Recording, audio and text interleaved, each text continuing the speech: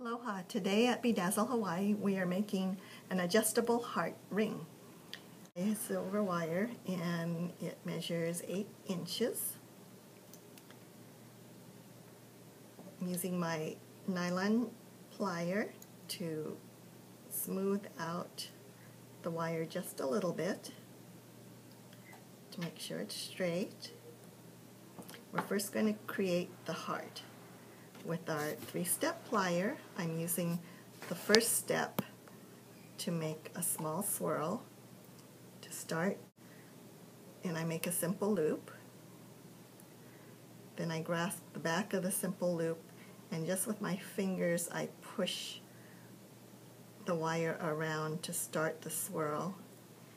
And the first step of the plier is used as a guide to make the swirl, even. You can put the jaw back into the loop to pull it closer together, but it allows you to make a good spacing between the wires. So we want to make a swirl that's about ½ an inch wide. Then I'm going to take my flat pliers. This one's a bent nose. You can use a regular chain nose plier. And about the same distance from the top of the swirl down the length of the wire, I'm going to put a sharp bend, and I'm going to pull the wire all the way across the swirl and pull back, and that gives the wire a nice curve. Then I'm going to use the bottom, the big step of the plier, 3-step plier, to just gently curve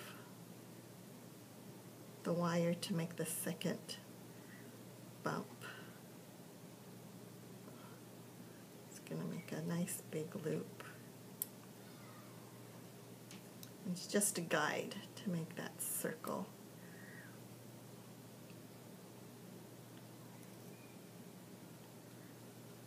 So there's our heart. And before I go on, I'm going to use my hammer.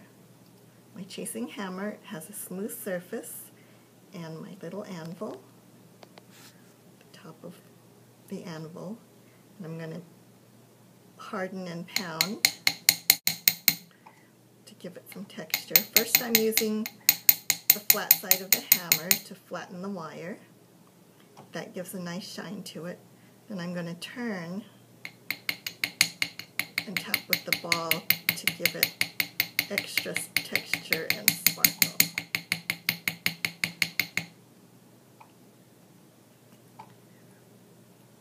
Then I'm going to turn and on the point of the heart to strengthen that spot, and then temporarily pull that swirl away to flatten the top of the second loop. I'm not going to hit where the wires cross, just along the top edge of the loop. And I'm going to move my heart back. Sometimes the swirl opens up and loosens a little. Just put your pliers back in to shape it back to the size you want it.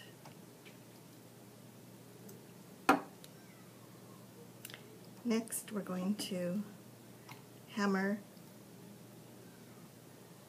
the loose end of the wire in the middle of the anvil and the middle of the hammer, again to give it some texture and harden the wire.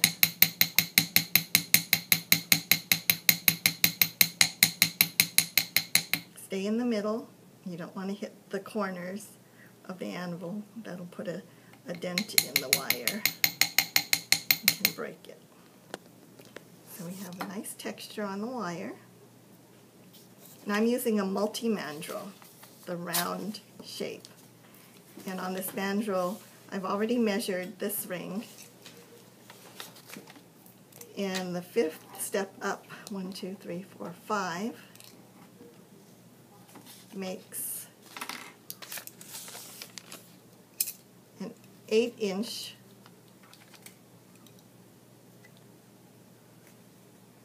piece of wire, makes a size 8 ring.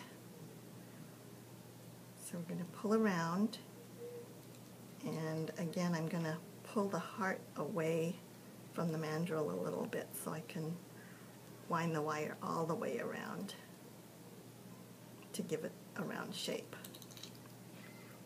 But you'll notice we cross over past the heart. So that gives you an approximate round shape. We're going to make a double band. So what we're going to do is take the front part of them, the 3-step plier, and grasp it and just bend that second part of the wire over to make your double band, like that.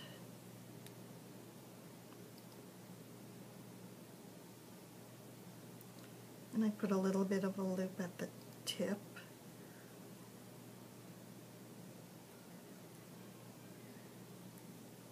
So it doesn't catch on anything. Put it back on the mandrel to shape it. I'm going to turn that loop upward.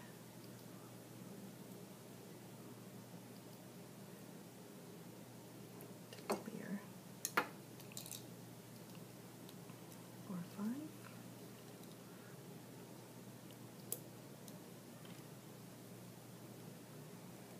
And with the double band, it makes it nice and strong, so you can adjust it a little bit larger or smaller, and it'll still keep its shape. And there's your ring. You can do it in colored craft wire that we have at the store. And with the same concept, we have a bangle bracelet with double hearts, and then another simple bracelet with a hook made just like the ring. So these are nice Valentine's Day gifts, and we have classes available for the bangles.